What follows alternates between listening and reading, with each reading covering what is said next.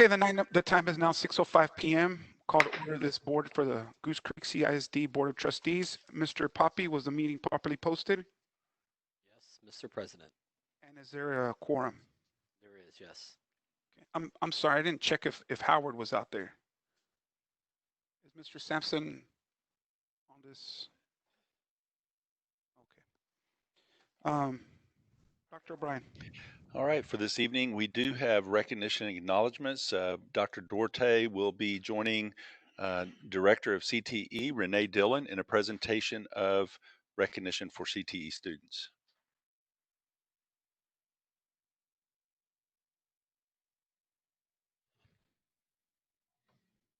Or not. Here we go.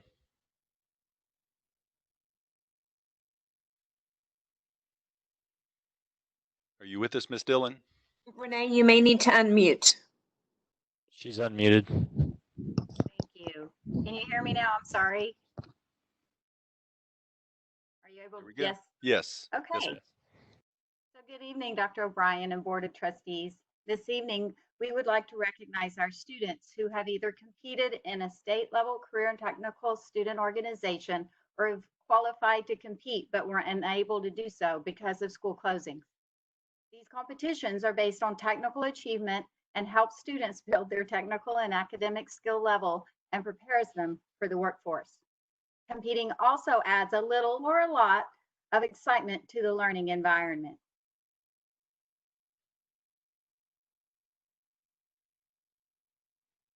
This year, our district has had a record number of students who participated and who advanced to state in career and technical student competitions and projects. A total of 73 students were set to represent our district in 6 different organizations under 14 separate coaches, even though not all were able to do so.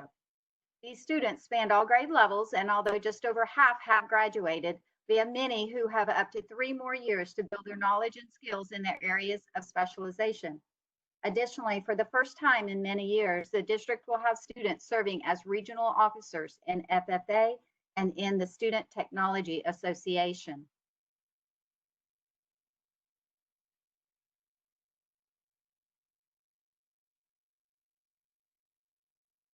And just a moment, I somehow ended up in editing. There we go. I would like to recognize and thank our principals who have encouraged their teachers and students to strive for excellence by increasing participation in these organizations.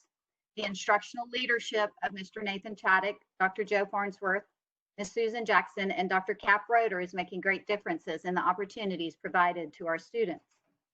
At this time, we will recognize students and teachers who have qualified for state competitions this semester. We will begin with the Family, Career, and Community Leaders of America, or FCCLA. The mission of FCCLA is to promote personal growth and leadership development through family and consumer education. Chef Tina Andrade of Stewart Career Tech High School sponsors the FCCLA students at Stewart, and she's supported by CTE Curriculum Instructional Specialist Leah Miller.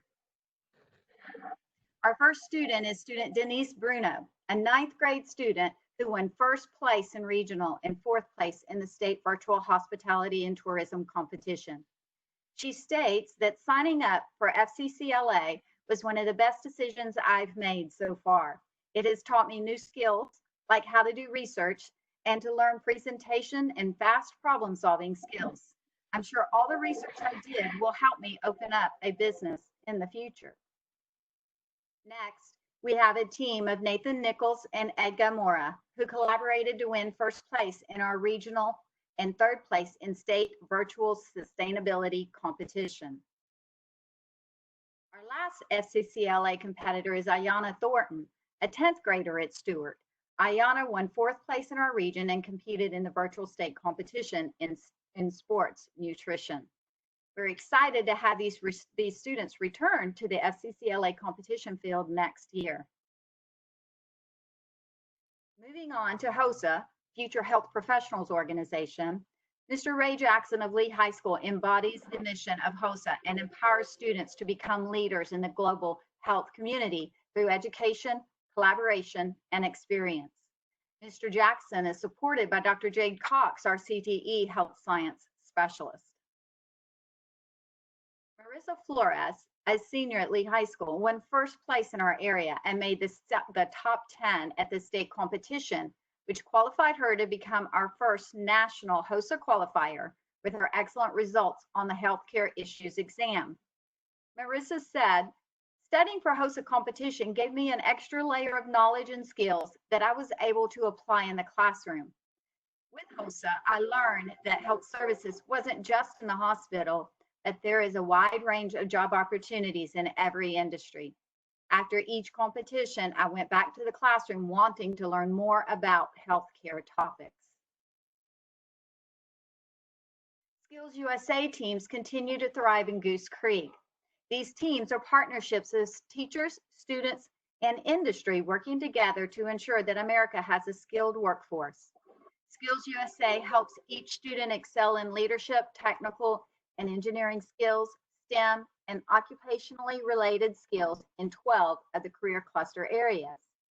Ms. Lisa Hatman at Lee High School sponsors and coaches the Cosmetology Skills Chapter with the support of Monica Swift, the District Student Workforce Connection Liaison. 8 students qualified to represent Goose Creek in the Skills USA State Cosmetology Competition.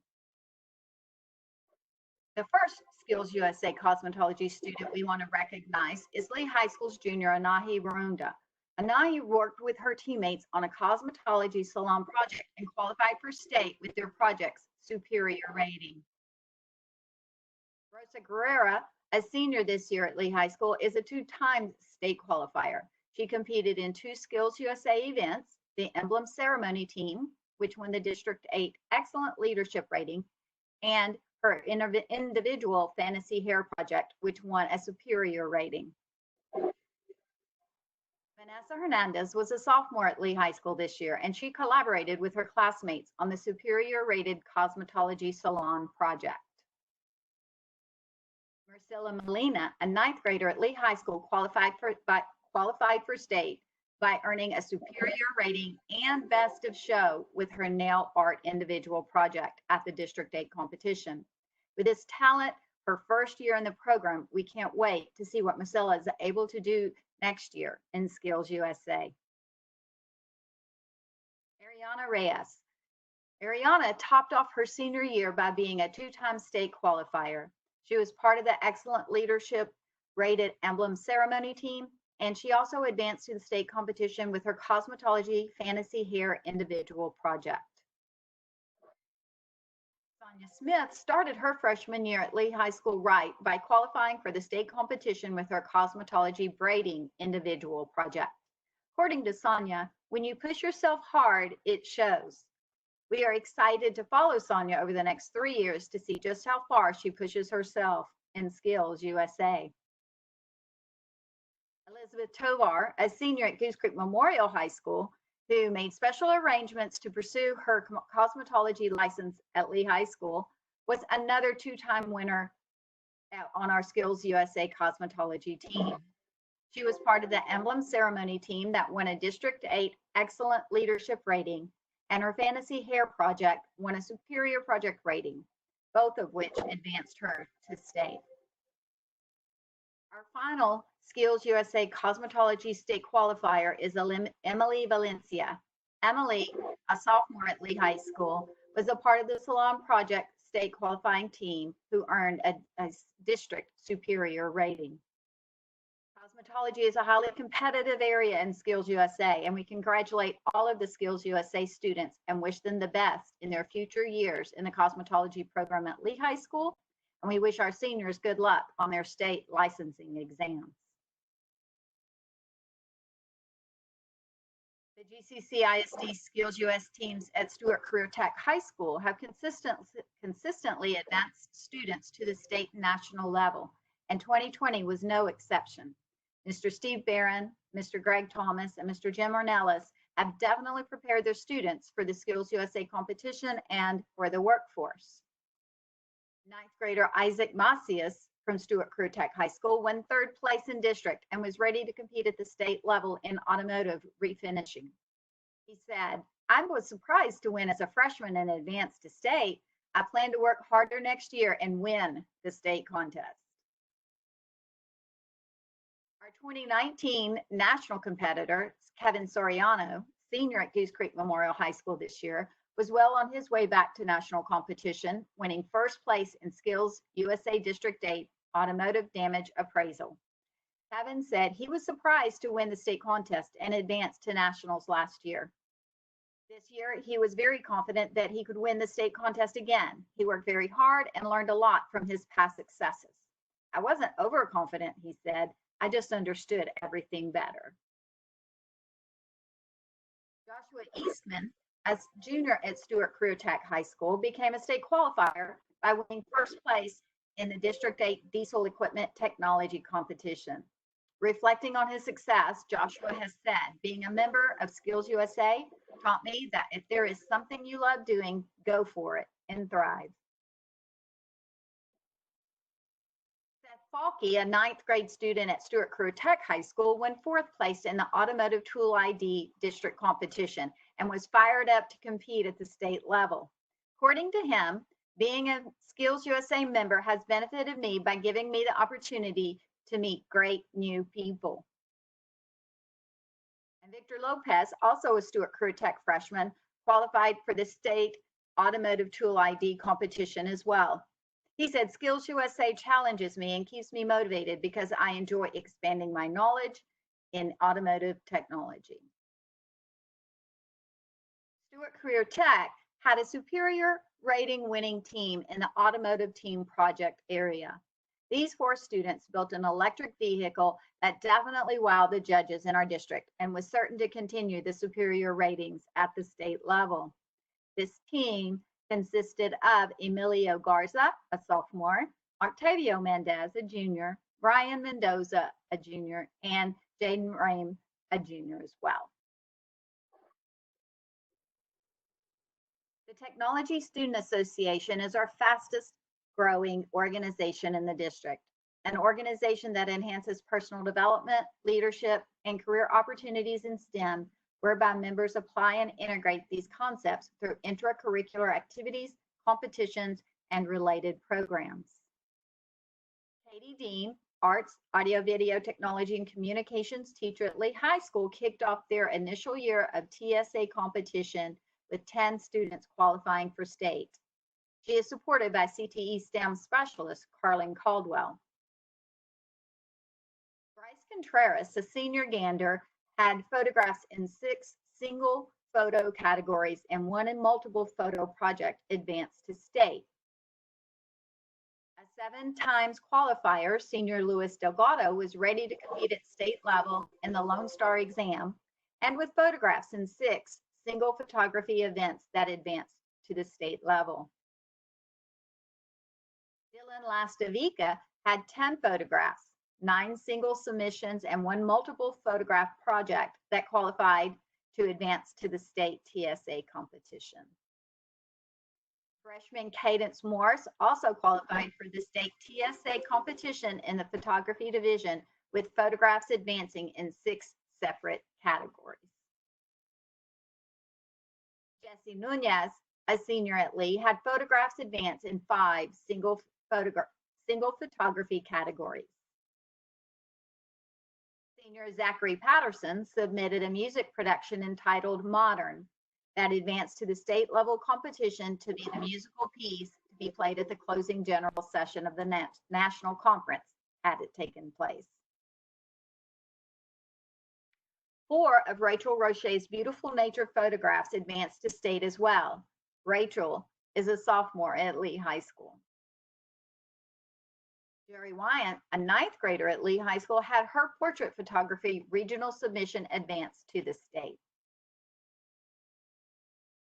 And 13 times state qualifier, Israel Tovar, senior, advanced to state competition in the biotechnology design competition. He had 10 single photography photographs, a special effects photograph, and his travel photo essay advanced to the state TSA project division. And graduating senior Alexander Zarate produced an original music piece titled Journey that qualified for the state competition as well. The Goose Creek Memorial TSA team is sponsored by Ms. Shonda James, STEM teacher, and co-sponsored by Mr. Sean McGregory, STEM and physics teacher, and coached by Dr. Robin Bailey, CTE science teacher. Their team had 33 students who advanced to state this year, continuing their winning tradition. Ms. James serves on the San Jacinto Region TSA board as a regional representative, and Mr. McGregory serves on the regional board as a rulebook representative. And both serve on state TSA committees. With such active sponsors, it is no surprise that their students are also high achievers. Oswald Aguirre, number 6 in this year's GCM senior class, was a 4-time state qualifier, advancing to TSA state competition with the chapter team, with the trebuchet competition, the structural design and engineering competition, and with GFX Solutions Architecture competition. Oswald will be attending Texas A&M working on a mechanical engineering degree. Jairo Asen, also a senior at GCM, qualified for the state's system control technology competition. Daniel Bernal, a junior, is a 2-time state qualifier, having advanced in both student-built rocket launch competition and in the CAD engineering competition. Ruel Kabading also qualified for state in 2 separate categories, cybersecurity and scientific visualization. Amy Chen, a freshman, is a 4-time state qualifier, and she is just starting in TSA. She competed cybersecurity, scientific visualization, graphic design artistic division, and in animation. And Alexia Falcon advanced to state with her chapter team. She was a senior this year. Brandon Gonzalez, also a senior, is a 3-time state qualifier. He competed and advanced with the forensic science team, the GFX Solutions Biotechnology competition, and was part of the regional winning on-demand video team. Sophomore Taylor Guillory was a state qualifier with GCM's chapter team. We also want to congratulate her for being elected the 2020-2021 San Jacinto Regional Secretary. Tyler Guillory, a sophomore, qualified for state in the architectural design competition. He is to be congratulated as well for being elected as a reporter for the 2020-2021 San Jacinto region. Eduardo Hasso, a senior, is a state qualifier in the biotechnology design competition. Jayden Kulkarni, a senior and salutatorian for his class, was a 4-time state TSA qualifier in the following competitions: trebuchet, webmaster, cybersecurity, and essays on technology. 2-time state qualifier Darren Lee advanced to the state TSA competition in both webmaster and trebuchet. Gloria Medina, number 5 in her GCM graduating class, advanced to the state TSA competition in 3 areas: fashion design and technology, GFX Solutions promotional design, and GFX Solutions informational technology divisions. The engineering design competition is where senior Fabian Meja Santiago qualified for state competition. And Vanessa Mendoza, number 3 in her graduating class this year, advanced to state in 2 TSA competitions: fashion design and technology and essays on technology. Anderson Mercury, a senior at GCM, is also a 2-time state qualifier in engineering design and in computer integrated manufacturing. Skylar Newton, valedictorian of her graduating class at GCM, was a 3-time state qualifier. She was a member of the regional winning TSA chapter team, submitted a project for the children's story category, and was tops in the regional t-shirt design competition. And two-time qualifier Vanessa Hernandez was slated to compete at the state level with the chapter team and with her submission for her Children's Stories project. Oscar Ramirez, a junior, is also a two-time state qualifier. He advanced to state in animatronics and in the student-built rocket launch competitions. 10th grader Orlando Rangel Morales took top honors in our region in the technology problem-solving competition and was expected to do the same in state competition. He has also been elected next year's San Jacinto Region's Sergeant at Arms. Miguel Requena, a junior, advanced to state in the cybersecurity competition. Damian Rocha, a senior, who is headed to Texas A&M next year with an engineering major, was slated to compete in the TSA Structural Design and Engineering competition and in the GFX Solutions Architectural Design competition. Senior Edward Rodriguez qualified for state in the Transportation Modeling Division by researching, designing, and producing a scale model of a vehicle based on the annual design problem.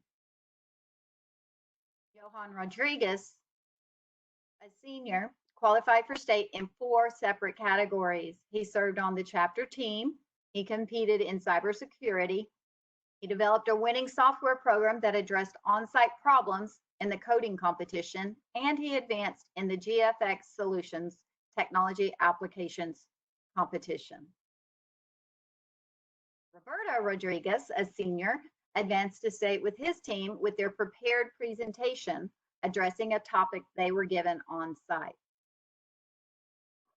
Senior Tanya Rodriguez advanced to state with her team that researched, designed, and created a portfolio and wearable prototype of 3 garments that fit this year's theme, futuristic formal wear, that also had technology integrated into it. Brooke Schrull, one of the few 9th grade competitors this year, advanced to state in 3 areas: cybersecurity, scientific visualization, and graphic design artistic division. Brian Cemental, 2-time state qualifier, advanced to state in both the engineering CAD and the engineering design competitions. And Jay Stevenson, a senior, advanced to state with the on-demand video team that wrote, shot, and edited a 60-second video on site during the conference. Jaylon Thomas advanced to state by taking top honors in 3 areas: systems control technology, coding, and biotechnology design. Luis Trevino was also a 3-time state qualifier by being part of the forensic science team with his top scoring extemporaneous speech, and by being part of the regional winning on-demand video team. What a way to celebrate a senior year. George Valencia amazed everyone by being a 5-time state qualifier. He advanced to state in animatronics, GFX Solutions Technology Applications competition, and the student-built rocket launch competition, the systems control technology competition, and in the technology problem-solving competition. What amazing accomplishment this year, and just think, he has another year to go. And last but certainly not least, we are recognizing senior Daniel Van Norman, a senior whose computer integrated manufacturing team designed, fabricated, and used SIM to create a promotional product showcasing the conference city that was scheduled to host the national conference this year. Once again, we would like to congratulate all of these students and commend their teachers and principals who motivated them to compete and taught them to win.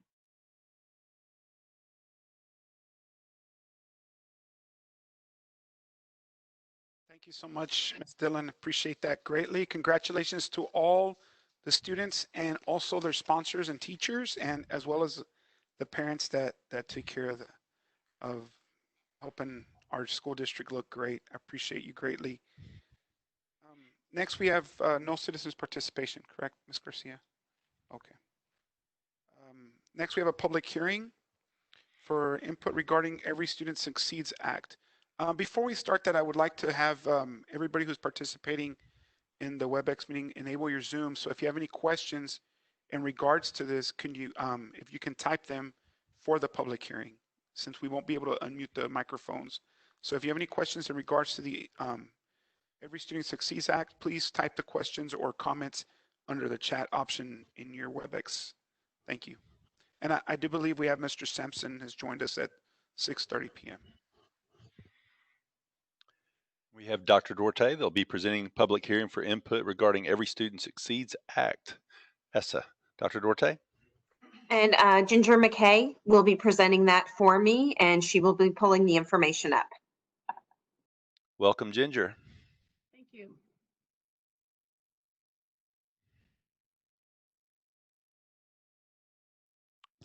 You should be Okay, able to, Matt. yeah, you should be able to share. You have that option now. It's not showing. Hold on. I know how to share. It's just not doing it for some reason. See if it'll. Okay. Share content. And this looks like it. Got it. It's starting to come up. Okay. Good evening, everyone. I want to review the information from the Essa grant and how it pertains to the 2021 school year. And like Dr. O'Brien said at the end, if there's any questions. So this is a requirement before we even start the application. It's for our federal Essa programs, and I'm going to go through each one briefly and tell you what they're about. Move your picture, Matt. Now you're on my screen. Okay, hold on one second. Can I move you over in my screen, Matt? You should be able to. Let's see. I'm just going to see if it'll minimize here. Okay, there we go. Parents, teachers, principals, and other school personnel are supposed to have an opportunity to express their opinion regarding the design, planning, and the implementation of the different parts of Essa, which include Title I Part A, Title I Part C, Title II, Title III, as well as Title IV. Title I Part A funds are for improving basic programs, which is a special revenue fund. And those are funds that provide supplemental resources to help our schools that are designated as high concentrations of students from low-income families. It helps to provide some high-quality educational services. Our Title I Part C is our migrant education program.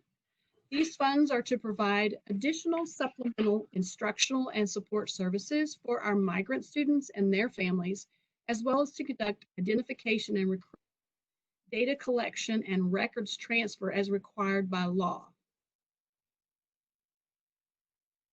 Our Title II Part A funding is to build systems of support so that we have excellent teaching and leadership.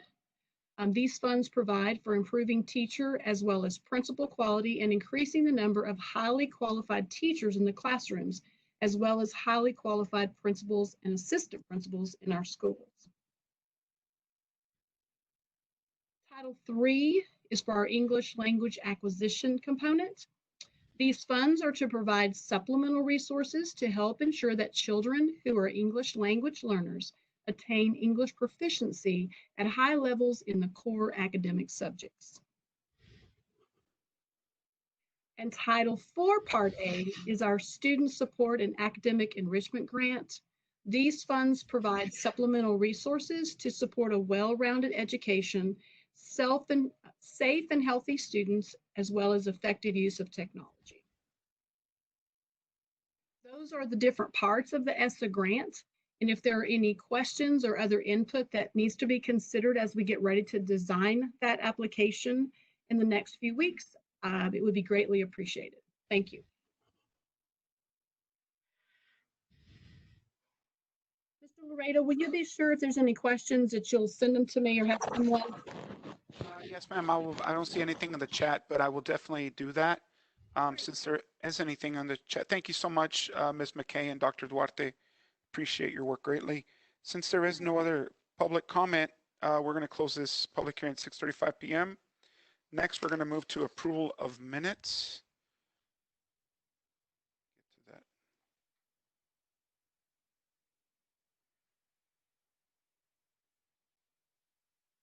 May 18th. I'll move for approval of the minutes as presented. Second. I have a motion by Ms. Woods, second by Mr. Carter. Any discussion? All in favor, please raise your right hand or say aye. Against? Abstentions? I don't know if Mr. Sampson has unmuted his microphone. Aye. Thank you. Motion passes 7-4-0 against. Next, the board will go into closed meeting. The board will now recess into a closed meeting pursuant to the following sections of Texas Open Meeting Act, Texas Government Code Section 551.071, 072, 073, 074, 075, 076, 082, 083, 084, 087. No action will be taken while the board is in closed session at 6:36 p.m. Okay, the time is now 6:50 p.m. The board will reconvene into open session. Next on our agenda is reorganization of the board. I'll entertain any motions. I motion Mrs. Wood become president of the board. Motion for Ms. Wood, nomination for Ms. Wood to become president. For the second. I second. I have a motion by Mr. Clem, second by Mr. Poppy. Discussion. Any other nominations? You have to ask 3 times. Any other nominations? Any other nominations? Okay. All in favor, please raise your right hand or say aye. Okay. Motion. Against? Abstentions. Abstention. Can I vote for myself? Are you abstaining? Yes. Okay. Me too. 5-4-0-2, 0 against, 2 abstentions. Two Motion abstentions. passes. Next have vice president. I don't usually make nominations, but I'm gonna, because of this, but I'm gonna make the nomination for Mr. Ben Poppy for vice president. I second. Any other nominations? Any other nominations? Any other nominations? Okay. All in favor, please raise your right hand or say aye. Aye. Any against? Any abstentions?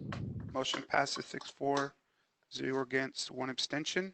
I lost my video on me. Next, we have the position of secretary. I'll nominate Ricky Clem for secretary. Second.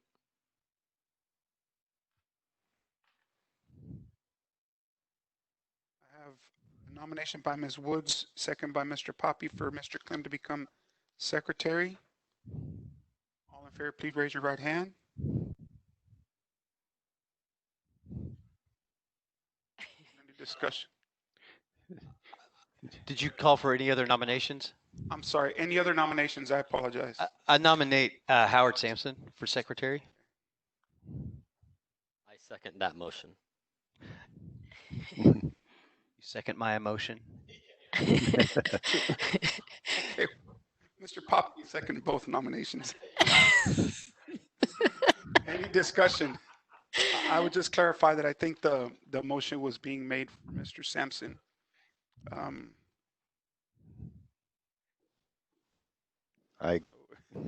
All in favor of voting for Mr. Sampson, please raise your right hand or say aye.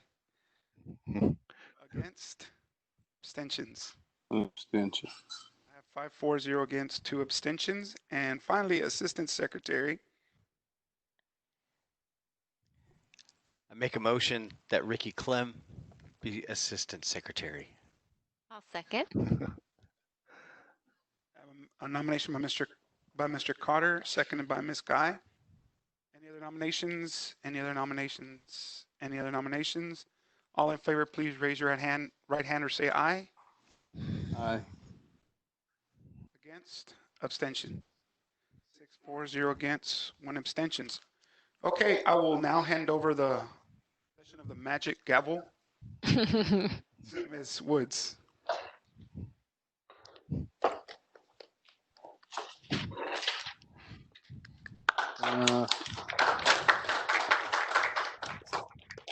Da, da, da, da, da, da, da. Order at the court, order in the court. Okay, so thank you very much. And we will move forward with discussion items. Item number 9 on the agenda. 9A. 9A, Ryan, we have Super report. You have 3 this evening. The first one up will be our budget workshop number 2, presented by Margie Grimes and her team. Ms. Grimes, are you ready to go? I am. Good evening. Can you see the screen? Y'all can see the presentation? No. No? No. We see your camera. Okay. Now we see Miss Guy. And now Mr. Clem. It's whoever's speaking. Okay. Cool. Margie, there we go. See it? Okay. Okay. Good evening. I see something else, so I just want to make sure that y'all see the presentation. That's not what I'm seeing. Anyway, good evening, President Laredo, board members, Superintendent O'Brien, and guests. This is our second of 2 scheduled budget workshops to review and discuss the development of the district's 2021 budget. We will publish our notice of public meeting to discuss the budget and proposed tax rate in the Baytown Sun on Thursday. That was changed from Wednesday because they've changed their publication date. So Thursday, June 4th, we will publish, and then we will adopt the budget on June 15th. And as we discussed at the last workshop, this is just a look at the publication notice and the adoption date calendar. We've discussed many of these slides, and we've included these before. We won't cover all of this again unless you have specific questions. But as we discussed at the last budget workshop, there's still some uncertainties that exist which may impact our next school year related to the challenges of the COVID-19 pandemic. And the fiscal year 21 budget proposal, it's based on a typical forecast and normal assumptions. And as additional information becomes available or factors known that might influence the budget, we're prepared to make adjustments accordingly. Also, the district's in a strong financial position, which may help to offset any revenue shortfalls. So we're going to begin. I'm just kind of going through these slides because we've covered them. We're not going to go through them again. We're going to start. I'm going to turn this over to Dr. Wyatt, and he's going to cover some benefit changes and various compensation scenarios. Okay, thank you, Margie. Good evening. First off, TRS has let us know some changes with active care that will result in a reduction in the rates. It's forward one slide, Margie. There's been a reduction in some rates, so we'll see. So some of our are going to see a reduction in the amount they are paying for healthcare. Also, they have created an entire new plan that also could be some great savings for employees. We'll be doing a lot of informational meetings, getting all of that out with our wonderful benefits department. But that's going to be some great news for everybody. Marge, if you go to the next slide. We've got 4 compensation scenarios for your consideration today. Scenario 1 is the one that we talked about before at the last meeting. It is the lump sum payment option. In here, I've put together about 6 different models that we could possibly use. I've tried to summarize them all in just this one little page. Just to let everybody know, just to clarify, I guess, these numbers. The number of employees I have on here and the dollar figure are all based on the assumption that every single position is filled by an employee who qualifies for the lump sum payment. So the actual spend and the actual cost of the district would probably be less than this amount, but I always figure it's best to give the biggest possible total, then there will be no surprises later. Scenarios 1.1 and 1.2, those are just equal lump sum payments for all employees, one being $1,500 to all employees, two being $1,000 for all employees. 1.3, 1.4 are give a larger amount to our exempt employees and a smaller amount to our non-exempt employees. It's similar to what we've done in the past when doing lump sum payments. The two here, one is $1,500 for exempt, $1,000 for non-exempt. The next is $1,000 for exempt, $750 for non-exempt. 1.5 and 1.6 give a larger amount to teachers only with a smaller amount to all other employees. No, 1.5 is $1,500 for teachers, $1,000 for all other employees, and number 1.6 is $1,000 for teachers and $750 for all employees. The cost of these range from $3 million to $5.3 million. The advantage to these plans is that the amounts can be reduced by board action if the payments would cause a financial hardship for the district. Also, the advantage is the opposite is true, that if revenues did exceed expectations, the board could increase these amounts next year once we have a better idea of what's going on with everything. Margie, if you go to the next slide, please.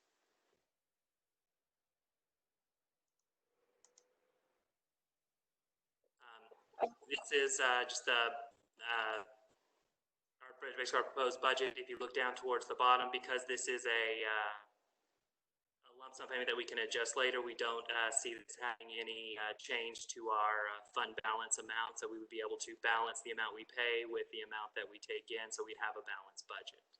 If you go to the next slide, Margie. Scenario 2, this is a general pay increase, which is very similar to what we've done in past years. This would be a 1% general pay increase. The average cost of living increase in the Houston area is about 1%. This would be a total cost of about $2.2 million, which would require about $2.2 million coming from fund balance to balance the budget based on our current projections. This would be a 1% general pay increase off the midpoint for all employees, which would be about $750 for our teachers. Margie, if you go to the next. Scenario 3 is very similar. It is a 1.5% general pay increase, or a little over $1,000 increase for our teachers. Total cost there would be about $3.1 million, which again would be about a $3.1 million that we'd have to pull from fund balance to balance the budget. Margie, if you go to the next. Scenario 4 is a 2% general pay increase, which would be about $1,500 for our teachers. This would cost about $4.3 million and would require taking $4.3 million from fund balance to cover and have a balanced budget. If you go to the next slide, Margie. This is what, if we went with scenario 2, the 1% GPI, sorry. If we go with a lump sum, we would keep our current teacher pay scale unchanged. So that's why we don't have that in here. If we go with scenarios 2, 3, or 4, we would have to change our teacher pay scale. So that's in here. The scenario 2 would have our starting teacher salary go to $58,500, with all others adjusting up the $750. The next slide is scenario 3, same starting salary, just a little more distance between to the next step as they go up a little over $1,000. In scenario 4, because it is a 2% increase, we would also increase our minimum starting salary to $59,500. Currently at currently it's at $58,000. And then if you go to the next slide. Okay, that's end of those. And I'd like to go back, Ron, if you're through with addressing those, I'd like to go back to the general fund that we discussed earlier and cover a few items there. This scenario was presented based on scenario 1 of the comp plan, which was the one-time lump sum payments. This is a conditional payment, like Ron said, based on having sufficient resources, and it doesn't create a financial hardship for the district. Since the one-time lump sum payment is not a recurring operating expenditure, but rather it's funded with excess and available fund balance, the general fund budget would need to be amended to reflect the total required appropriation should the board decide to authorize a payment at a later date. So I just wanted to briefly review the general fund budget proposal, some of the items, since we didn't discuss that at our last budget workshop when we discussed the debt service fund and the school nutrition fund and the capital improvement fund. Just wanted to kind of run down these figures for you. The total revenue is projected at $243 million. It's down $7.6 million from the prior year's amended budget of $250.6 million. And just as a reminder, we normally compare to the prior year's adopted budget. But with last year's budget being so significantly amended after the approval of House Bill 3, it was more meaningful to make the comparison to last year's amended budget. The revenue decrease this year results primarily from the Chapter 313 supplemental revenue that we received last year, and we had included it in the amended budget. This is also slightly offset by a decrease in the estimated state program revenues, the 1% growth in the TRS and on behalf that's included there. Total expenditures, you can see the total expenditure line, $243 million, are down $1.8 million from the prior year's amended budget. Payroll costs are up 5.5, and this increase represents new positions added and the increase in payroll-related benefits such as TRS on behalf. Also included is House Bill 3 provided some increased funding from various programs, and some of the increase is also offset by a decrease in expenditures related to COVID-19 premium pay. So a lot of factors going, a lot of changes in there. But the main thing is to note that other operating expenditures decreased $7.3 million from the prior year. And this is because initially the departmental operating budgets included that incremental House Bill 3 funding. And they were pending some decisions on how staffing and how those funds would be allocated to various programs. And ultimately, some of those funds were reallocated from the other operating line item into the payroll budgets. We knew this would occur, but we had to place those initial funds, and so we placed them in the departmental budgets. And then later this fall, should the board decide to issue the one-time lump sum payment, like I said, we would submit a budget amendment, but this allows us to adopt a balanced budget and still provide for payments to employees, compensation increases that we are for the 1 year, and then next year we would revisit a general pay increase. So with that, we will present all the consolidated budgets at the next meeting on June 15th. That's all we really have. The remaining slides is information we've covered. The debt service fund, food service, and capital improvement fund budgets. And so we would be happy to answer any questions. I know that's a lot of data, a lot of information. We try to get through it quickly, but really we covered most of it at the last workshop. Just wanted to get through the general fund, make sure you were aware of the changes there. This is not. Thank you, Margie. Any questions from any board members? I have one. Okay, go ahead, Uncle. All right, thanks. Ms. Grimes, are you still there?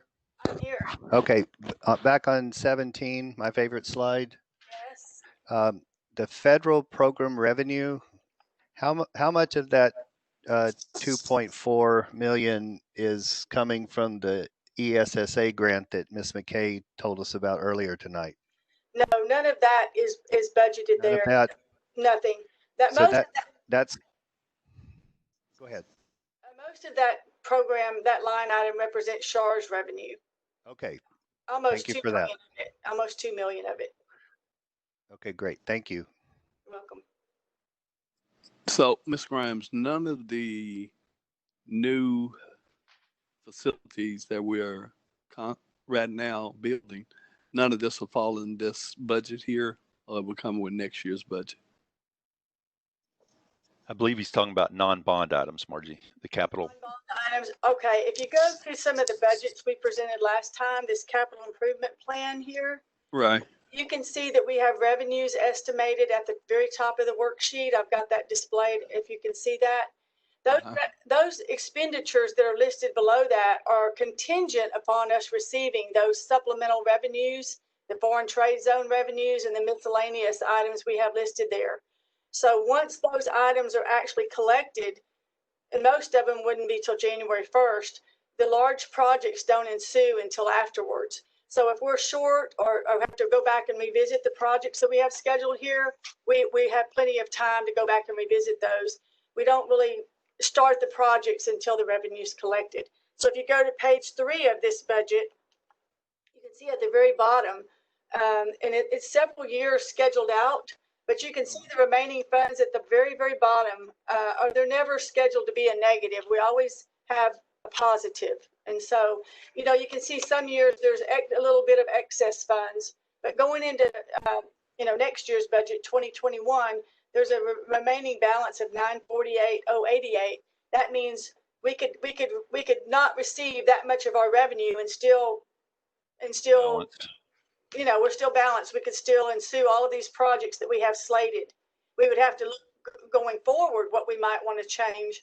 And then we always go back to the board, there's a committee rather, and we revisit all of the projects, because if you were to have to reduce any of the budget, it would be back into prioritizing which one the committee all approved as the most significant. Okay, that's all I need. And then the bond facilities, of course, and the bond proceeds in those projects are not in any of these numbers. Okay. But coincidentally, we will get an update on that momentarily from Ms. Garcia. Okay. These are just the operating budgets of the district. Okay. Does that answer your question? Yeah, it did. It did. Okay, good. Any other questions? We can answer. Yeah, this is Ben. I had a quick question on the carry forward. Uh-huh. You know, last year it came to us that 75% was going to be carry forward. Now it's going to be 50%. Do you kind of have a number of how much was carried over carry forward last year into this budget year? And this is our first year to do this, so we've never carried forward any unspent operating budgets. This was put into place because year after year we've had, especially from the maintenance department, they have a lot of summer projects, and they kind of overlap the fiscal years. And sometimes there are other big purchases too. Sometimes it's technology, it may be any department, transportation. This allows them to allow those projects to span between the 2 fiscal years, and to not try to have to go spend it up before June 30th when they might be right in the middle of a project. It also, this year is particularly going to be useful because of the COVID-19 pandemic, and because of so many people not being here to do receiving and get the goods out to the campuses and departments. We've had very minimalized purchasing opportunities. So this gives the campuses next year to stock up on some supplies that perhaps they weren't able to acquire this year. okay, I'll just be curious in November to know what that number is. Oh, yes, we will have to come back to the board with the budget amendment to amend the 2021 budget with that carry forward. So we will provide a breakdown by department and campus of that figure. Okay. And since this is our first year to deploy this type of a carry forward, then we can, decide, do we want to continue that process? But every year we have the summer projects and the summer work, and it would really be helpful to a lot of it. And even summer school, it'll be helpful to the campuses as well.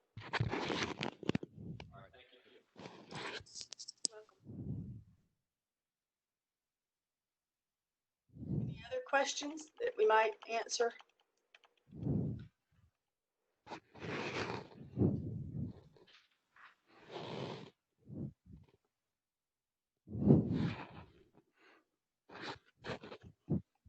Crickets chirping. Thank you very much, Margie. We sure do appreciate you and Renee. Thank you. Thank you. Our next superintendent's report will be the 2019 bond update, as well as the 2013 bond closeout report, presented by Ms. Brenda Garcia, Director of Facilities and Construction.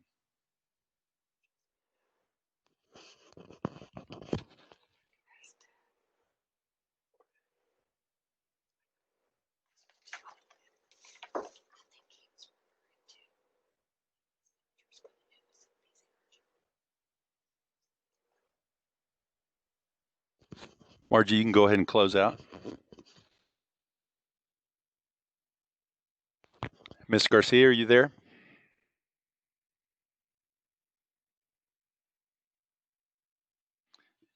If you're talking to us, Ms. Garcia, you're muted. Okay, can you hear me? Yes, ma'am. There we go. When I tried to share my screen, something happened. Can you see my screen? Can you see the presentation? We cannot. It just says you're sharing. I see 2013 bond summary. I see a slideshow. Yes, I do. I see it. Moving my cursor around. Okay. I'll wait just a minute. We can fix Dr. O'Brien's screen. Mr. Clem, you don't see it either. I do too. I can go to my book.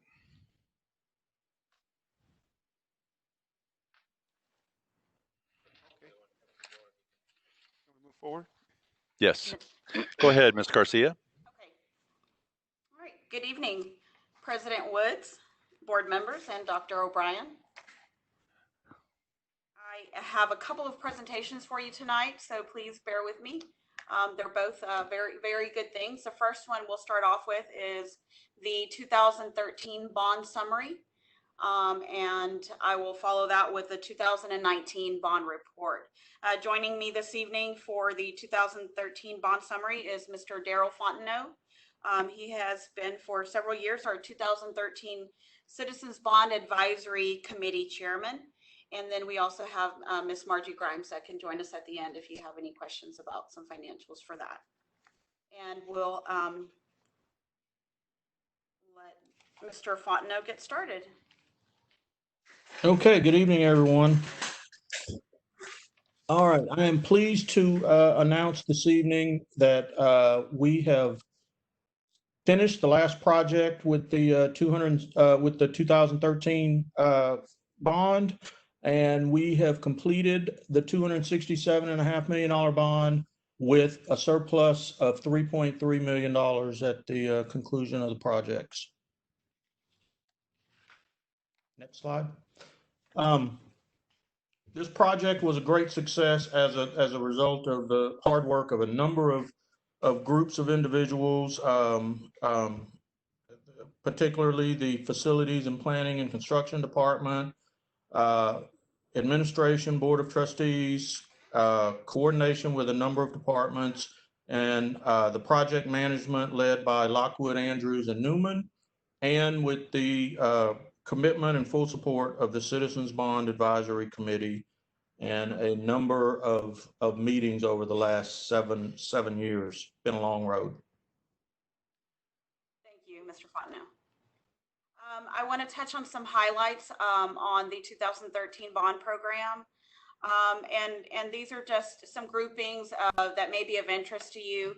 We have spent approximately $90 million for upgrades to our elementary schools, including the addition of 3 new elementary schools, about $84 million in upgrades to our secondary campuses, including the addition to Goose Creek Memorial, and other significant renovations to Stewart, our Stewart Career Tech High School, and a major renovation to our Ag Science Center.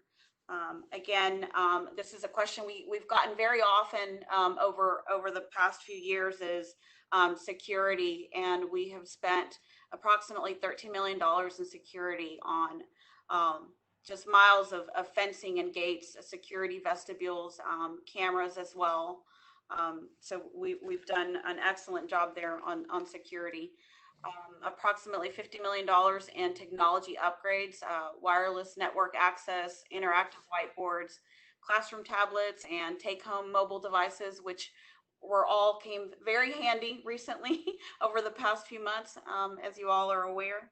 So we're very grateful for all of those upgrades. And then the addition of new facilities like our new transportation center and our technology center. And I've mentioned some of these here just for clarity.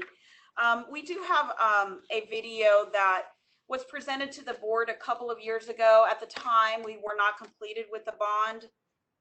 I'm going to share it with you this evening. It does have some audio. Unfortunately, it won't play via WebEx, but I can talk you through some of it. The video was created by our partners and program managers, LAN, Lockwood Andrews and Newnham. And it was, like I said, mentioned, it was showed to the board a couple of years ago. So this is maybe about 2018 when we first presented this video. As I mentioned before, and Daryl talked a little bit about, you know, we had several meetings over the course of several years, and have been able to add over 300,000 square feet of new building additions. And so including Banuelos, Clark Elementary, and Alamo, our ABC schools, as we call them.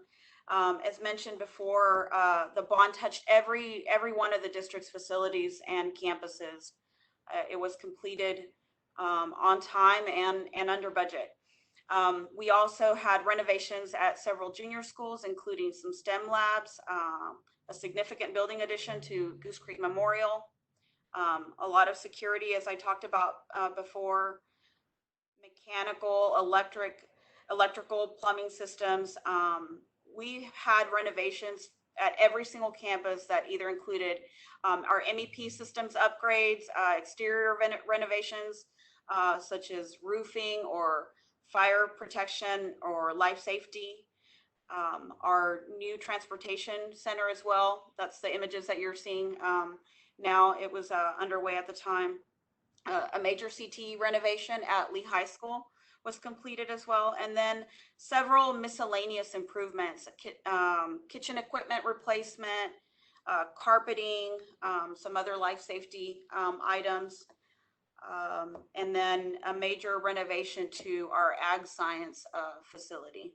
I'll let that play a little bit here for you. There we go. And those are renderings at the time, but as you all know, it's been completed. And so has our new cafeteria at Sterling High School. And also mentioned previously, several technology upgrades at every campus. Wired and wireless network infrastructure, printers, phones, security cameras, as you see there, Promethean boards. So a lot of great things happened over the 2013 bond, and we're very proud of our accomplishment.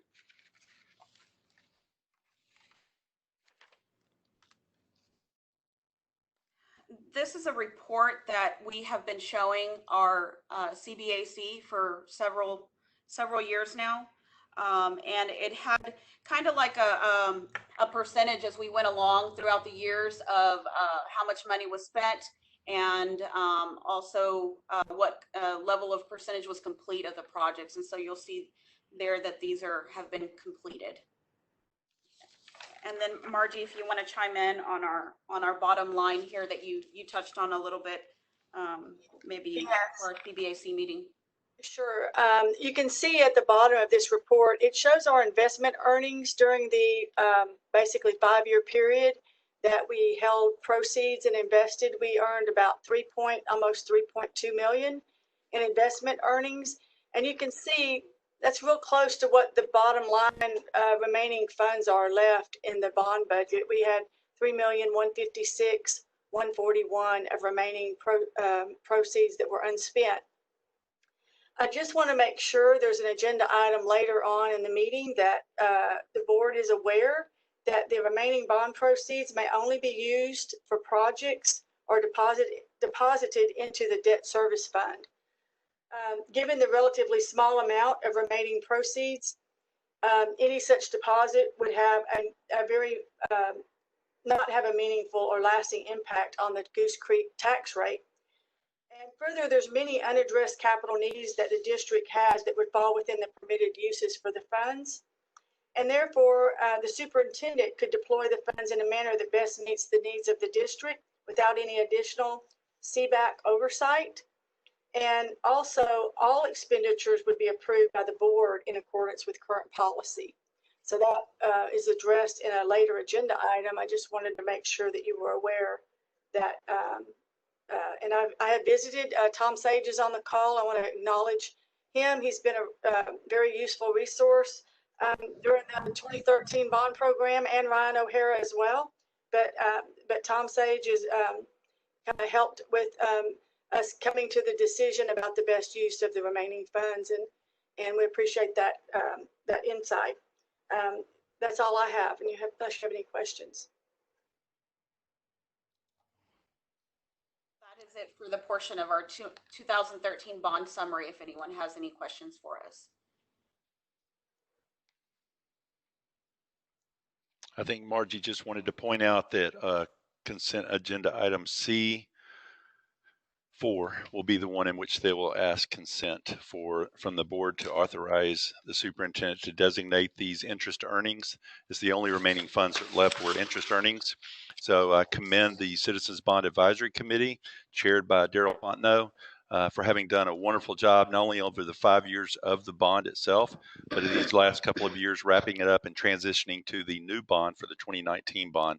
Did a spectacular job, Mr. Fontenot. I wanted to say thank you publicly for your leadership in regards to leading that committee. And with that, I think, Brenda, you can move on to 2019. Thank you. On to our current bond, 2019 bond. We've got a lot of information to share with you. Here you see listed all of our construction projects for the 2019 bond. I just want to walk through some of these items with you. We've been sharing some of these particular slides with our current our CBOC committee, or Citizens Bond Oversight Committee, for this particular bond. On the Stewart Phase 4 project, the design is 100% design development, and we are advertising currently for the construction manager at risk. This is the project that will house 2 new academies at that campus, the Audiovisual Academy and the IT Academy.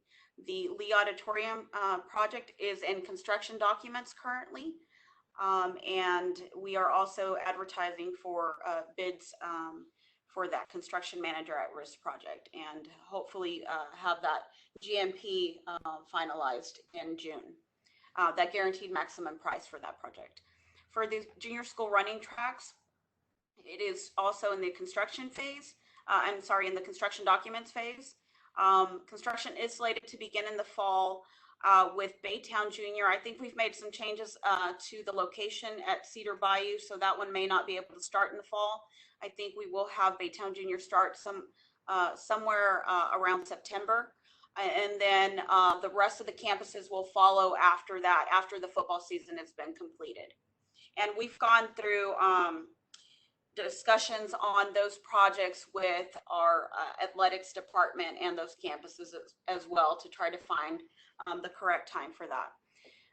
District-wide MEP2 package is also been issued for pricing, and we expect to finalize that pricing later this month. On San Jacinto Elementary School replacement, the project is currently in construction documents. They have actually completed those construction documents, and we are also awaiting a guaranteed maximum price later this month. For junior school number 6, the contractor, if you guys have had a chance to go by junior school number 6, located next to GCM, we had our ceremony there, our groundbreaking ceremony there a couple of weeks ago. A lot of stuff is going on, and I'll show you a video a little bit later on as well. Excuse me. For Stewart Career Tech High School Phase 3, we are well underway with that project, and the west building is nearing completion, and we do have some work remaining in the east building for that project. Our Education Service Center Phase 1 project is also well underway. Some walls are going up there on the interior. The demolition of the back buildings is also occurring at the moment. Pardon me. Our CTE lab renovations and construction lab. This work is underway right now, at Sterling in the East Annex and the vocational building there on site, and also at the Lee Construction Lab. The Sterling High School MEP 1 Package 1 project is also underway currently. That particular project is the reason we can't have any school functions at Sterling High School over the next couple of summers. And we have also worked in phases of work to occur during the school year, where we've sectioned off a part of the building to work on it and relocate some teachers. And so we plan to complete that in a couple of years. And site improvement project is also currently under construction and underway. If you've been by Baytown Junior recently, you've seen a lot of movement there. We're adding this is part of the site queuing projects. We did Hopper and Gentry, and now we have moved on to Baytown Junior. And that's also adding a queuing lane to Baytown Junior. And eventually the running track will go in the middle of that field as well. And as mentioned earlier, the Hopper and Gentry school projects are complete. And part of this this bond funding went to fund building automation system upgrades that occurred very early on through the ABM project renovations. And so those were taken from these bond proceeds as well. So just wanting to share a couple of images with you of junior school number 6. It actually looks quite different from this by now, from the time this picture was taken a couple of weeks ago. And I will share this video with you here and kind of talk to you a little bit about the site here. There are 3 detention ponds that will be on this site. One's at the back of the campus here, and then 2 along the front side. What you see here is the building pad for the academic building, and then this is the athletic and fine arts building. At the bottom of the screen here, they're working on some lime stabilization as well as is occurring on the site. And this will be where the running track and the football field will be. And also the tennis courts. Additionally, some stormwater piping is actually has already been installed along the front side of Wallaceville here. And just off the screen is GCM over to the left of the screen.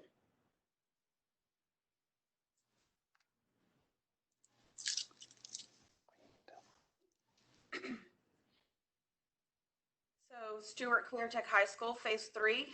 Again, we take pictures daily, and by the next day, it's almost unrecognizable. The work's moving pretty quickly, and so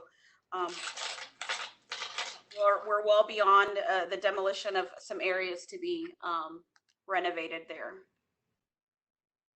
The exterior of the Automotive Academies building is complete, and actually, I think some furniture has started to arrive on this campus as well. For the Education Service Center, on the left side, you'll see the demolition of one of the buildings that was in the back of the site. I drove by this morning, and they're moving forward with some additional demolition there. So if we blink, we'll miss that. So we're excited about getting those buildings down and off of that site. On the interior, a lot of framing is going up, and gypsum board installation is occurring now, both on the second and the first floor as well. And this is the site improvement project at Baytown Junior, the queuing lane that we mentioned. If you can follow my cursor, I can point out here, this is the driveway that will wrap around the entire site and back over to the campus, which is back here, kind of on the north, on this top left corner here. So this is intended to get all of that traffic and vehicle stacking that usually occurs along Bayway, off of Bayway, and onto the site itself. And in the future, the junior school, the running track will occur right in the center here. That is just a ground view. If you remember, there was some asphalt parking. It's actually changed a lot from this as well. They've well underway with the detention pond here as well, and the removal of the existing parking lot that was at that site. And this is a Hopper, a queuing lane project. On the left was before we started the project, and on the right is after the improvements. And you can see the additional stacking that has occurred at this campus as well. And we've also added additional parking at this facility. And the same for Gentry Junior School as well. As you can see, we've added the queuing that has occurred here. Ms. Garcia, Yes. how did we do on draining the parking lot at Gentry with all this upgrade? We've done That's always been a problem. Yes, surprisingly well. If you've ever been by the campus, and I can show you just from this image, there's a very large ditch that runs down the entire length of this parking lot and feeds the detention pond that's down here at the bottom of your screen here. There were these kind of little grass islands and tree islands. Those have been cut out, and so you can see where it drains all the way into this ditch here. Okay, thanks. All of that water is draining off of the site. Ricky, speaking as a parent at Gentry, it's fantastic. Good to know. Good. Oh, there's an image that you can see, and it's been completed, but you can see where the water runs off of the parking lot into this ditch here. This is our construction schedule. And actually, we are here in June now. This, like I said, this is from our presentation to our CBOC. So we've got a little bit of catching up to do on some of these projects, but for the most part, we are on schedule with the majority of our projects. Ms. Garcia, Yes. On the Gentry project, he was talking about the flooding of the parking lot, and the water runs east and west, going down to a flood control ditch down across to the east end. So have they put in a new detention pond across from Stallworth to kind of capture some of this water or not? No, they have not. And I think you're talking about Harris County. Yeah. If I remember correctly, the fall of our water kind of splits the campus right in half. And so right at the center of the campus, any of that rainfall to the west of it kind of goes the other direction, and everything to the east flows out to the Harris County ditches and off to the Harris County ditches. But there's not any additional detention that I'm aware of by Harris County. And the detention that's across the street at Stallworth is only for the transportation center. But we did have to add a detention pond at Gentry. It's a lot smaller than the one at Transportation Center, but on which end did y'all put the detention pond? Go back to that picture. it's right up front. You can here. see it. It's in grayscale at the very front of the road, just to the east of the entrance. Yes, sir. Mhm. There it is. Yeah, the section where, okay, I see what you're talking about. And that's going to be enough to detain the water, how much water they were getting in the parking lot? Yes, correct.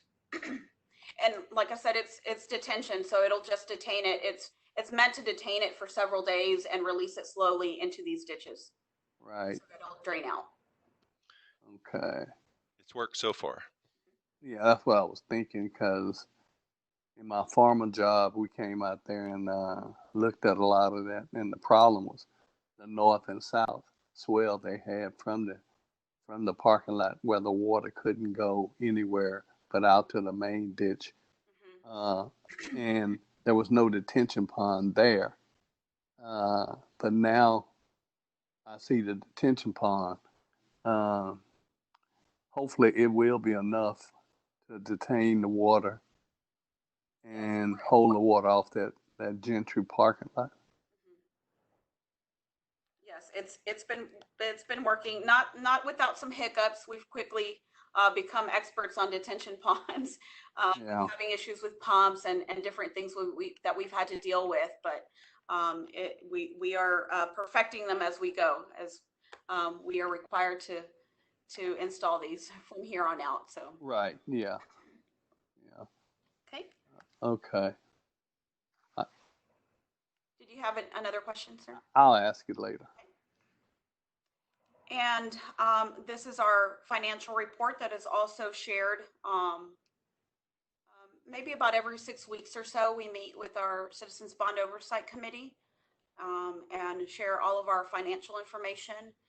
We do it in a format like this, in a presentation, and the presentation goes to our website and is there for all to see. That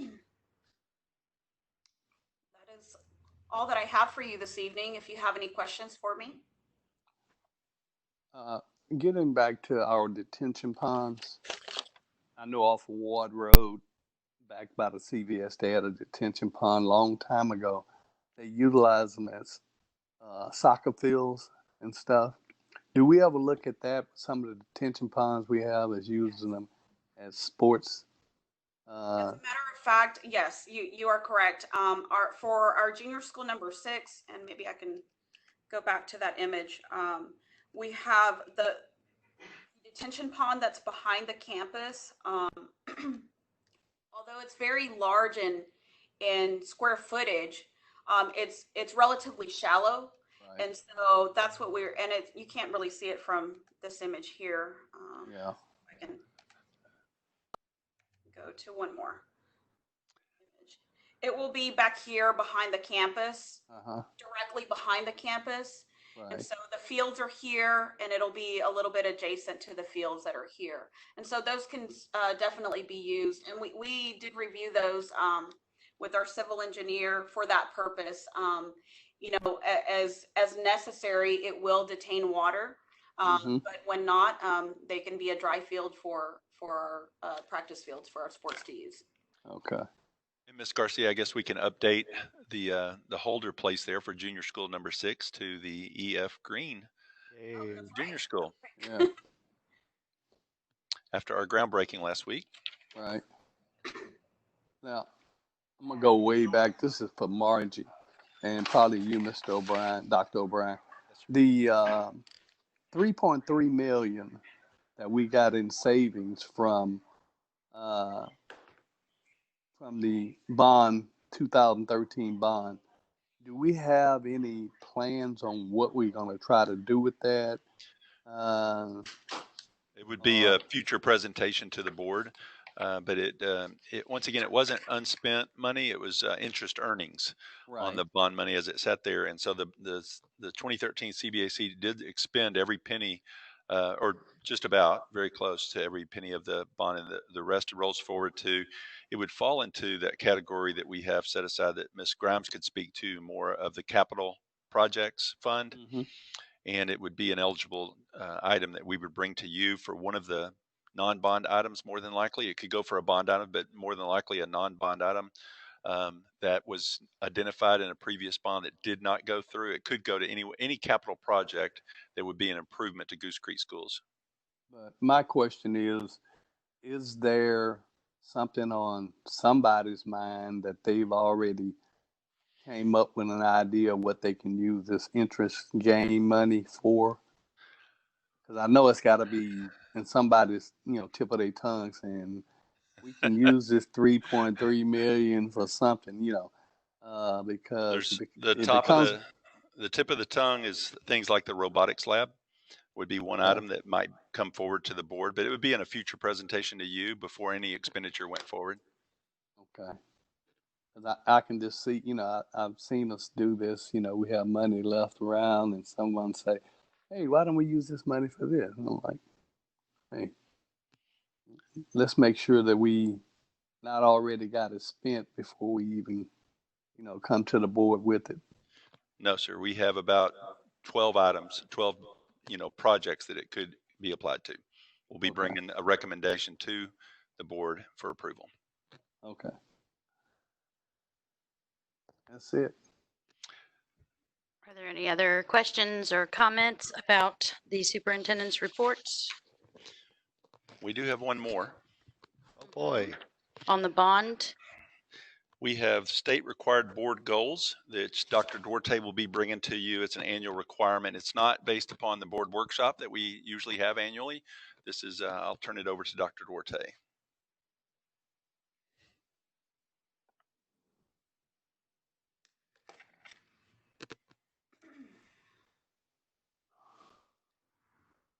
All right. Can everybody see my screen?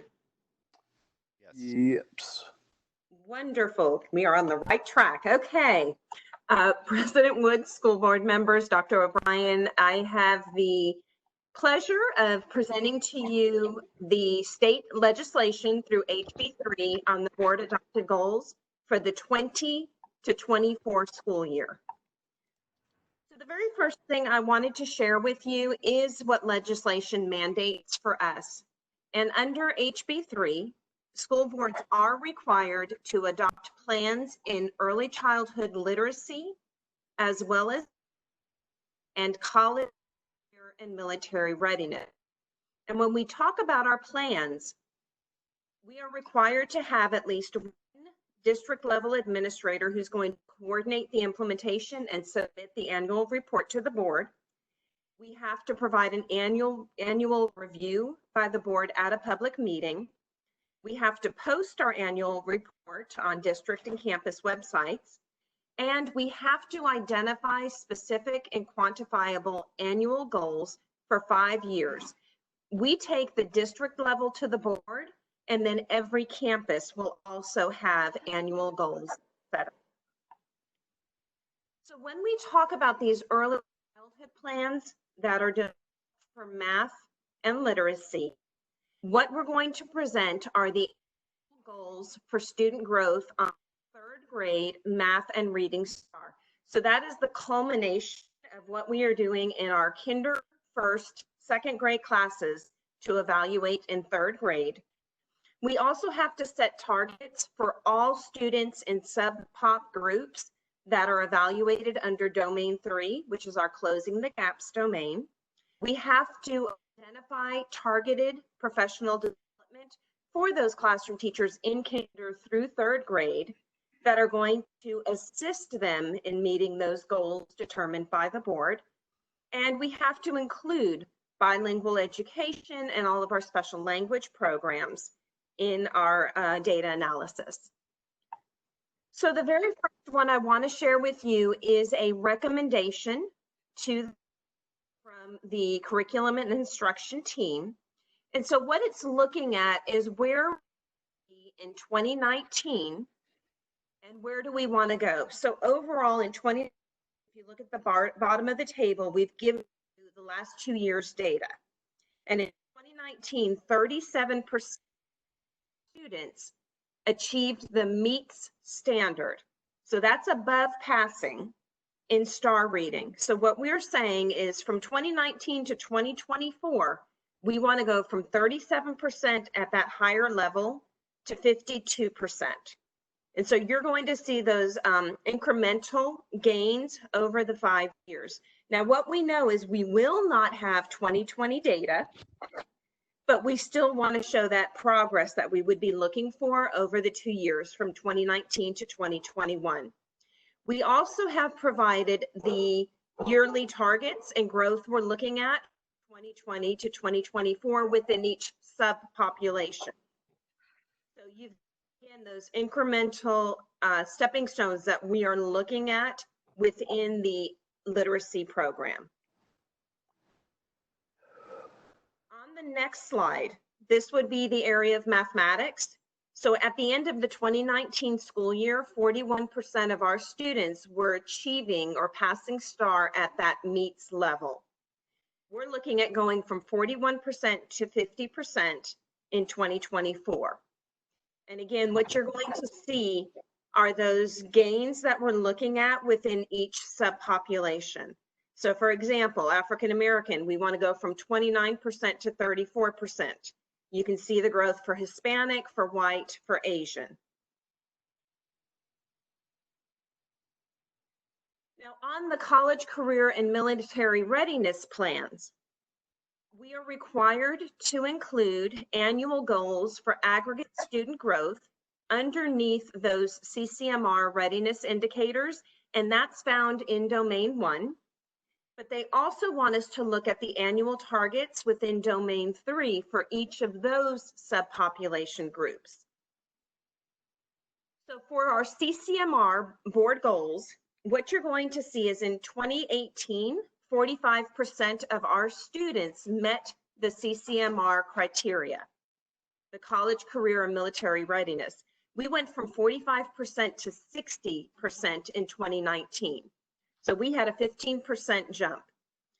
We want to go from 60% to 74% by 2024. And then we've given you those breakdowns by subpop. So you're going to see each student group and the gains that we would like to achieve every year up until 2024. Now, one of the things that the state points out is that this is going to be a living document.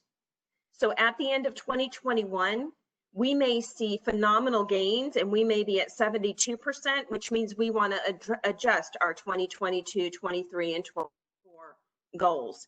So that's why we have that annual review that we bring this data forward to the school board members. Now, I had to use this picture because I love this drawing from the board appreciation, but district responsibilities. The district will present the annual data that demonstrates whether those goals have been achieved or not. So every year we're going to be analyzing and evaluating where we are. We will also be presenting our professional learning plan to support those teachers who are working with those identified student targets that need to demonstrate growth. So we will provide the data and the professional learning plan within literacy, within mathematics, and within our college and career military readiness to demonstrate how we would achieve those goals. So the direction we would like the board to go in today is just a superintendent's report. Knowing me, we'll be getting this presentation out to all of the board members. What we're going to ask is that you review the data, you review the plans, and we would like these approved at the June 15th board meeting. So once you get this information, if you have any feedback or recommended adjustments that you would like us to present at the next board meeting, you can give that information to Knowing Me or send it to me directly. And then we'll make sure that we make those adjustments and we share with the entire board what we've recommended and what our board members are requesting that we consider within those gains. So we'll get this information out to you tomorrow, and then you guys have 2 weeks to review everything and again, make any adjustments that you would deem appropriate for us to achieve. Any questions at this time?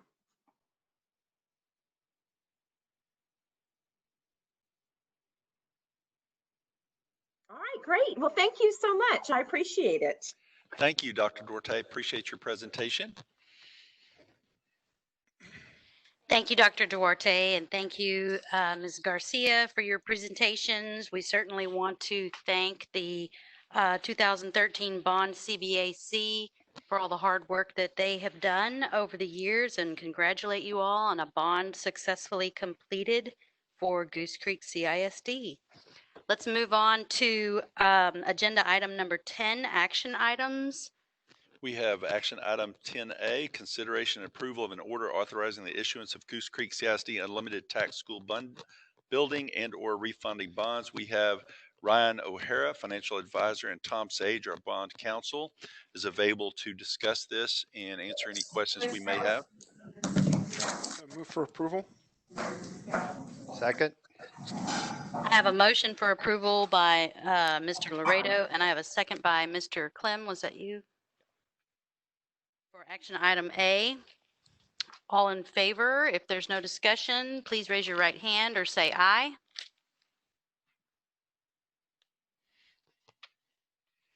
Howard, are you? I'm still here. Are you voting? Okay, all against action item A, and any abstaining? I'm abstaining. Okay, so I have 6 for, no against, and 1 abstention. We have the same personnel available for us for item D. Consider and approve orders approving new term rate period for Goose Creek CSD variable rate unlimited tax schoolhouse bonds. 1, Series 2014B, and approving other provisions related thereto. Number 2, Series 2019B, and approving other provisions relating thereto. I move we approve as presented. Second. So we have a motion by Mr. Clem, and that was a second by Mr. Poppy. Is there any discussion on action item B? No discussion. All in favor of action item B, please raise your right hand or say aye. Aye. Any opposed? Any abstentions? We have 7 for, none other. All right, moving on to action item C, which is consideration of the consent agenda. We have items 1 through 12. Madam President, we have 1 interlocal agreement between Goose Creek CSD and Harris County for Community Youth Services, KAIS workers. Number 2, Communities and Schools of Baytown, Inc., Memorandum of Understanding, MOU 2021. We have number 3, attestation letter and waiver. Number 4, dissolution of the Citizens Bond Advisory Committee, CBAC, for the Series 2013 bond and delegate the expenditure of any remaining bond funds to the superintendent pursuant to the election approving the bonds. Number 5, agreement with Cindy Freeman to provide physical therapy services. Number 6, agreement between Goose Creek CSD and Adrian Ware, LSP.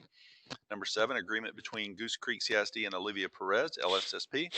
Number 8, interlocal agreement for specialized services with the Harris County Department of Ed Academic Behavior School, ABS. Number 9, agreements between Goose Creek CSD and Hunting Bio Achievement Center, LLC.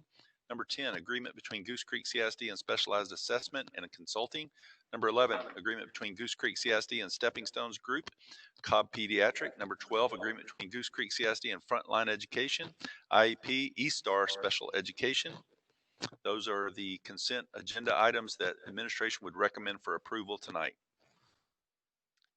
Do we have any that we need to pull or discussion on any of the items C 1 through 12? What about number 3? Oh, sorry about that. Oh, I'd like to pull item 2, please. Mr. Laredo wants to pull item 2. Mr. Sampson, you have a request? repeat the one for number 3. Number 3 is attestation letter and waiver. Dr. O'Brien, any more detail at hand? The one about COVID? It is. It's the confirmation of the COVID has impacted GCCISD, and we're taking the measures necessary to submit waivers for those days that students received remote learning. Oh, okay. I didn't. That's good. I just was wondering what it was. I'm sorry, Dr. O'Brien, did we not do 6 at the last meeting? It was actually a continuance of the previous year's contract, so it was a modification. So this is actually the contract for the upcoming school year. So, but you're right to recognize that. It looked familiar to me too. I had to double check. Thank you. I'd like to move for approval of consent agenda items 1 and 3 through 12. So we have a motion from Mr. Laredo and a second from Mrs. Guy to approve items 1 and 3 through 12. All in favor of such motion, please raise your right hand or say aye. Aye. Any opposed? Any abstentions? Okay, and item number 2 was pulled for discussion. No, the only discussion I want to say is I really want to thank communities and schools, but I have to abstain from this vote. Oh, that would be good. Since you're on the board, yes. I would move that we approve consent agenda item number 2. I'll second. Okay, a motion by Mr. Clem, a second by Ms. Guy. All in favor of action item C2, please raise your right hand. Any opposed? Any abstaining? We have 6 for, 0 opposed, and 1 abstention. Item number 2 passes as well. So that concludes consideration of consent agenda. Item C on the agenda, we move to D, which is future board agenda items, board trainings, and board meetings. Let's start with future board agenda items. Does anyone have requests specific for future board agenda items? I'd have one. I just, maybe for the next meeting, I know we're going forward with our calendar as the website states for next year, but if we can have some clarification over the kind of preventative measures we're having for our kids and our teachers and our staff. So a report on what the plan is for returning to. I know it's a little preliminary still, even though we're not that far away, but everything changes day to day. So I just like to have like a, whatever they have in. An update. If I can, I was going to ask the same thing, just what's plan A, B, and C or whatever. Yeah, I agree. Yeah, same here. We do have those underway, just pending government orders and things of that nature, governor orders, but we will be happy to have that presented at the June 15th meeting. Okay. Okay, so at June 15th meeting, any other board trainings? I would like to echo Mr. Cotter. something that was stated at the last school board meeting, that I really think we need to look into some significant diversity training. Yeah. Okay, and are you asking maybe diversity training for board specific or class? Am I not on here? Okay. Yes. Board specific or in general for? Board specific and also district wide as well. So maybe an To update present the on, plan that we've currently done the last 2 years. That would give you sort of an update where we're at with it, and then also bring in training for the board and anyone else that may need it. That'd be great. Yeah. Because we need to know first and then try to get everyone else on board. Yeah, and it'd be nice to know what everybody else is being trained on. That's what I have more of an interest in, is exactly what's being taught to our staff. at each level. Yes, and also when we do get trained, I would like for somebody who's an expert at diversity. I know TASB does a lot of training and Harris County does. I would like to be more somebody who does it and studies it. We have Okay. the presenter, Dr. Duarte, do you have the presenter's name who presented our last presentation to our principals? Yes, sir. We used Dr. Cleveland. He's from the University of Kentucky, and his research is all on equity, diversity, culturally responsive teaching. And so he's worked with our principals this past school year. What was that name, Dr. Duarte? Dr. Cleveland. Cleveland, and he's from I believe, the University of Kentucky. And since I got to interrupt, Ma'am. I need you, I'm sorry, I need that name. Is it Cleveland? Cleveland. Dr. Cleveland. In Cleveland, Ohio, Okay. but from Kentucky University. University of. Yeah. Thank you. I have to look him up and see. Go ahead, Dr. Duarte. Say something really quick, going back to your consent agenda, and you approved the KAIS workers for us. You approved our communities and schools. And I wanted to point out that we are one of the districts that was highlighted in the state by TEA because of our responsiveness to social and emotional learning. And that has to do with our KAIS workers, with our CIS, with our social workers. And so I want to commend the board on supporting that effort, and us being one of 3 districts in the state being highlighted for everything that we've been doing to support our students. So I had to share that because it's kind of exciting. As well as the board will be approving later this evening added positions for student wellness interventionist, which also complement these programs as well. Absolutely. So thank you. Okay, future board meetings. Agenda item D3. One on the 15th. June 15th is our next board meeting. What is the schedule for July? I don't. Monday, July the 6th.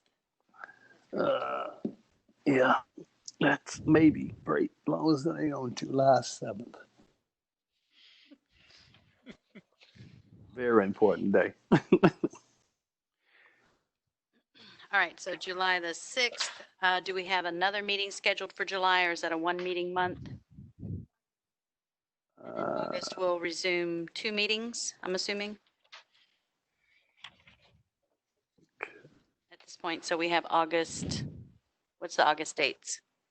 Ms. Woods, we also need to probably plan a couple of workshops Mm-hmm. to do some superintendent evaluation. July. In July or June? July usually. Okay. All right, so I'm available on July 7th, but Mr. Sampson is not. I can be available, you know. I'm just kidding, Mr. Sampson. We have a meeting on the 6th. That's enough for that week. Right.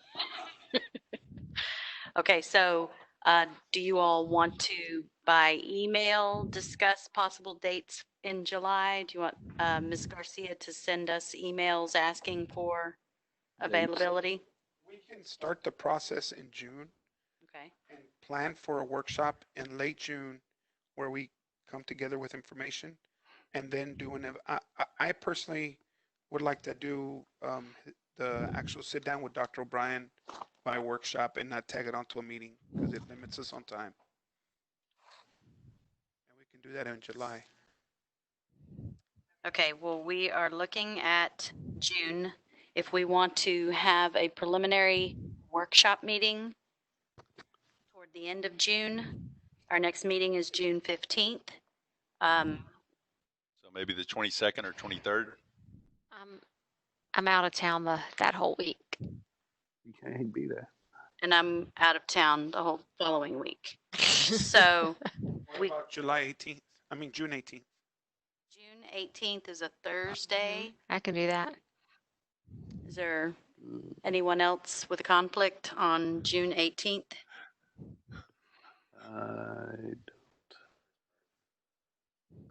Could we have a party? I like cake. 17th. 17th is a Wednesday. I'm good that whole week. Mr. Clem, the I'm good. 17th, Mr. Poppy. Mr. Sampson, are you able to join in either physically or via phone on the 17th? Yeah, I look real good right now. Okay, so let's post that then, a workshop for superintendent evaluation preparation on June 17th. What do we say, 6:30? Any preference? 6 o'clock? Yeah. Keep it the same? 6 o'clock. 6. All right. 6 o'clock. 6 o'clock. And then do you want to wait till that time to figure a date for the workshop in July? That time, revisit our schedule for that? Okay. So Oh, I do need to point out something. We have our graduate walks on on the 16th, 17th, and 18th. We're talking in June, Dr. O'Brien. Yeah, that's Yeah, in we're in July. June. Don't scare me. Okay. But we got a meeting on June 15th also, though. That'll be a regular board meeting where we'll get to finalize our budget and et cetera. You said regular board meeting. Beating it. No, I did not. Same thing. I do now have the gavel. I'm like, wait a minute. I'm going to miss that one. Okay, so we got June 16th. June 15th for a regular, June 15th for a regular board meeting. Okay. And June 17th for a board workshop for superintendent evaluation preparation. Okay. All right. And then regular board meeting on July the 6th. And then our next meeting after that, official in August, is, what's the August date? Oh, wait, I have the calendar right here. That would be August 3rd, is that correct? I'm going to sleep a few times before then, so 3 meetings away from that. My calendar starts filling up. August 3rd. Yeah, that's what I have. Is that correct, Ms. Garcia? Okay. Okay, so that is for future board meetings. We'll set the other July workshop at the June 17th workshop. At this time, we will now recess into closed session, closed meeting. Pursuant to the following sections of the Texas Open Meetings Act, Texas Government Code Section 551.071, 72, 73, 74, 75, 76, 82, 83, 84, 87. No action will be taken while the board is in closed meeting. Time is now 8:09 p.m. All right, the time is now 8:58 p.m. and we will reconvene into open session. Dr. O'Brien, we will move on to agenda item G, consideration of personnel. I don't think your speaker's on. How about now? Yeah. Yes, sir. Administration would like to notify the board of personnel action on page 256, which notifies you of 22 superintendent approved elections and approved 17 resignations as presented. Okay, so that would be items 1 and 2. Do we need to take action on 1 or just 2? Just 2. Just number 2. So I will entertain a motion for. I make a motion. And I'll second. All right. Motion by Mr. Cotter, a second by Mrs. Guy to accept resignations, retirements as presented. Any discussion on the item number 2? No. All in favor, please raise your right hand or say aye. Any opposed? Any abstentions? We have 7 for, none against, and none abstaining. And following that, we have consideration of administrative personnel. We have recommendation for educational diagnosticians, Sylvia Perez Cortez and Melindy Robertson and Victoria Nelson. Item 3A, educational diagnosticians. I'll entertain a motion. I move to approve. Motion by Mr. Clem. Do I have a second? I'll second. Mrs. Guy seconds the motion. Any discussion? All in favor, please say aye or raise your right hand. Aye. Any opposed? No abstentions. All right, so we have 7 for, none opposed, none abstaining. And B?